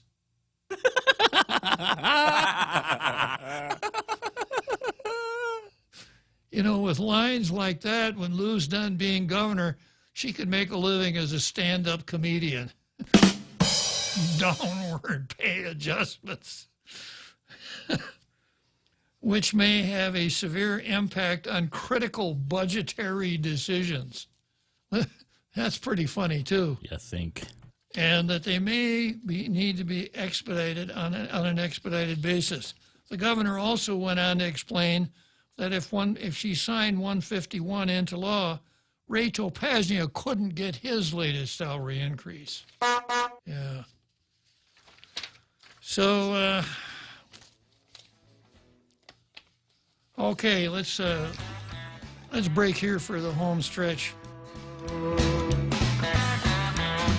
all need to fight COVID-19, and we need all the weapons we can get to beat it. Your smartphone can be one of the most powerful tools to battle this pandemic. The Guam COVID Alert Exposure Notification app can let you know if you've been exposed to someone who has the virus. Add your phone to the COVID fight by going to guamcovidalert.guam.gov or download it from the App Store or Google Play now. Help Guam stop COVID-19.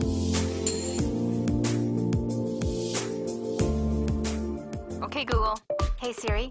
Hi, Bixby. Go ahead. I'm listening. Open the Point app. Opening. Live stream, on demand, swap stations, check out the visual radio. Get the free app available on the App Store and Google Play or go to thepoint.gu. Tall Tales with Bob Klitzkie is brought to you by Bank Pacific. Banking on the Pacific for 66 years.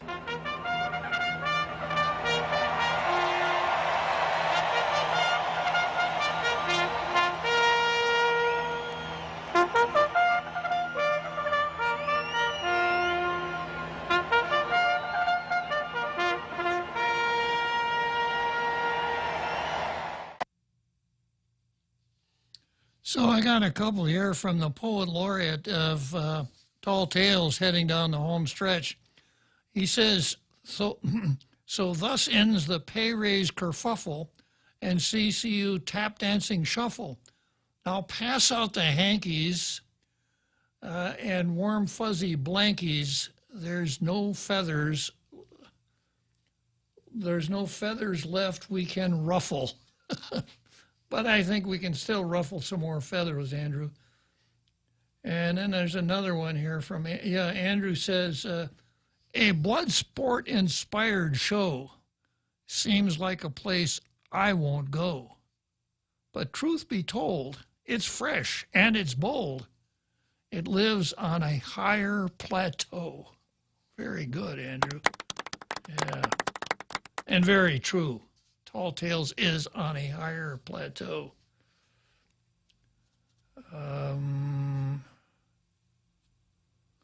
Okay, so the last item on the card for today, Will Cain versus Frank Miller. High noon in America. Will you vote or hide? Hard to wear a MAGA hat when you're wearing headphones, but I'll see what I can do. Maybe I have to adjust the MAGA hat a little bit here. By coincidence, I was watching High Noon this week just as polls showed President Trump trailing Biden by 9 to 10 points nationally. Like the hero of High Noon, the president sometimes seems to be fighting alone. It's High Noon in America, and after the election, only one man will be left standing. For anyone who hasn't seen it, High Noon is the story of Will Cain, played by Gary Cooper, and his bride, Amy, played by Grace Kelly, who are married just as the vicious Miller gang returns to town, seeking revenge against Cain for sending their leader to prison. Though he is free to leave town, Marshal Cain decides he must remain until the next day, when the new marshal takes over. A devout Quaker, Amy declares she will leave her husband if he decides to fight. A classic clash of values here. Though painful, Will Cain's position is not impossible. His path is clear because he lives by an unwavering code of values. He remains in town to defend his fellow citizens, even though the many who don't appreciate his efforts. When everyone abandons him, he faces overwhelming odds, 4-1, with only the help of his wife, who returns without his knowledge and saves his life in the shootout. President Trump faces the same overwhelming odds. The political establishment, the deep state, practically the entire media, academy, unions, minorities, environmental wackos, foreign nations, and special interests of all stripes have piled on, outraged that the president would actually stand up for ordinary Americans. They thought Trump's promise to, quote, drain the swamp was just words, the usual political rhetoric that would be forgotten as soon as the candidate took office. That's what Joe Biden, quote, friend of the working man, has been doing for 47 years. But President Trump is not a typical politician, and the establishment hate him for it because he exposes what they are. The question is whether the American people will back the president by getting out to vote. In high noon, a crucial point was that the citizenry of the fictional Hadleyville were too timid and afraid to join in the town's defense. Now is the time to defend America, and the only way to do so is by casting a vote for President Trump. Believing itself to be so superior, the left now routinely resorts to tactics of suppressing news and opinion, lying, shoving, blocking access, rioting, and other actions of the mob. These are the tactics of the brown shirts and the black shirts of 1930s. Notice that nearly all the verbal abuse, lying, shoving, and rioting comes from the left. Obama's nomination of Sonia Sotomayor did not spark a bitter confirmation hearing or period of rioting, confrontation of senators, and media barrage that the Kavanaugh hearing did, or the threat to delay confirmation votes, subsequent boycott of the hearings that the Barrett confirmation did. Yet in the judgment of many, Judge Kavanaugh and Judge Barrett were better qualified and less partisan than Judge Sotomayor. Anyone who has read Sotomayor's autobiography, My Beloved World, knows that she applies an ideological perspective rooted in a sense of youthful victimization, which of course that's the way to do it, right? Yeah, I never amounted to much of anything, Jose, because I didn't have a hard childhood. You know, what possible chance did I have for any kind of a success? And yet conservatives did not resort to mob tactics in opposing Sotomayor's nomination. In fact, 9 Republicans voted to confirm her.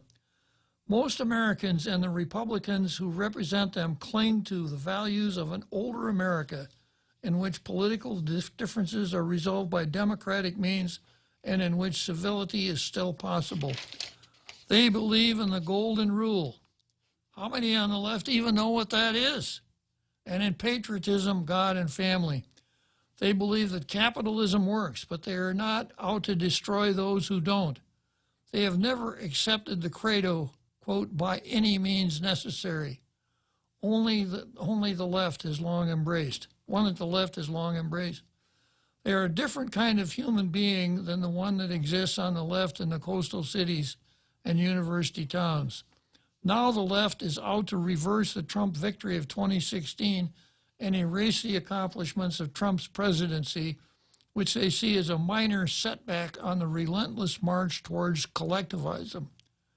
Like the Miller Gang, who believe they have a right to terrorize the sheepish citizenry of Hadleyville, the left believes that it has a right to permanent rule because it's, quote, better, more righteous, and more compassionate than the right.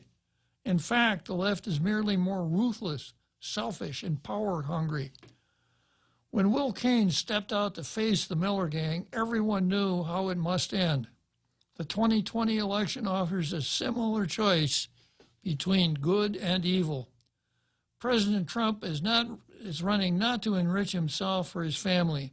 He's running not so that his son can earn huge access fees while performing no actual labor, The president is not a career politician who wishes to add 8 more damaging years to a record of 47 years of failure. He does not seek permanent rule for his party by undermining his successor's administration. He seeks to reduce the burden of government on ordinary Americans and to ensure the freedom of all citizens. At the end of high noon, those who abandoned him now gather around and praise Will Cain.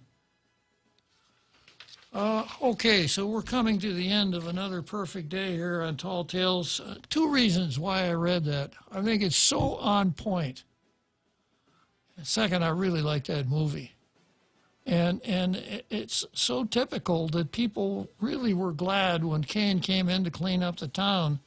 But when the Miller gang came back, nobody wanted to lift a finger to help him. Unfortunate. So, I know Trump is the underdog, but I have my hopes. See you tomorrow.